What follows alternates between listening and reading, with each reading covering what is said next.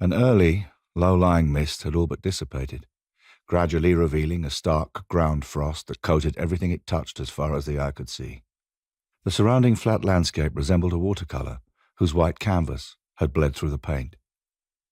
She approached the farm on ungritted roads, her stomach clenching every time the world lurched sideways beneath the wheels of her car. Hunching over the steering wheel as if clinging desperately to a raft in the middle of a raging ocean, she felt the demister belching warm air over her pinched features. People often said it was too cold to snow, though she knew different.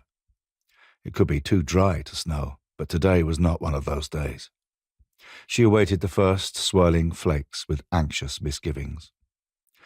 Skillfully and with intense concentration, she negotiated patches of black ice severe enough to test the nerves of the most accomplished driver. She gripped the wheel like a vice, her focus so penetrating that her temples began to pound behind the bony ridges above both eyes. This part of the fens was no place to slide off the road, not with the depth and capacity of local drainage ditches likely to swallow her tiny Fiat 500 whole.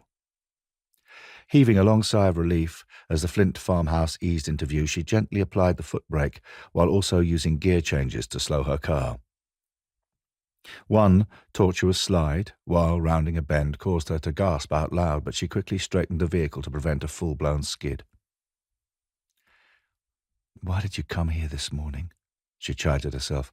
"Because it was the neighbourly thing to do. You could have left it until later, waited for some kind of thaw, by which time I'd be up to my neck at work and no way of knowing when I'd get another opportunity to pop over." The inner conflict continued for a few seconds longer before reality won the argument. She was here now. What was there to be gained from continuing a purely internal debate?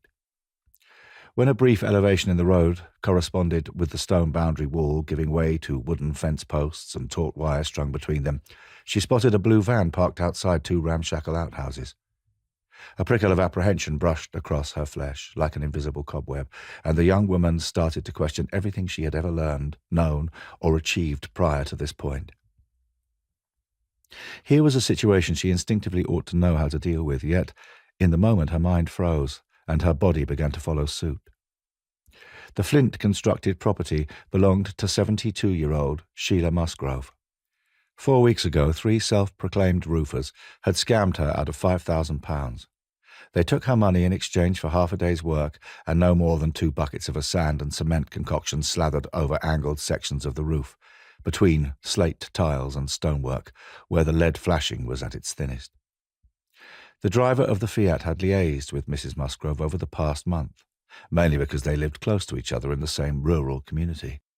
She had decided to visit the farm that morning to update the poor woman on the status of the case, albeit there wasn't a great deal to report. Now here was a dark blue Mercedes Sprinter, the very same make, model and colour of vehicle used by the cowboy builders. Both the farmer and her nearest neighbour had selected it from an array of photographs shown to them by local police officers. Musgrove's statement had described it in every detail other than the registration plate, and the young woman entering the frosted drive had no doubt that this was the same van, standing in the same yard. The yard's owner had only a month ago declared off-limits to the building team forevermore.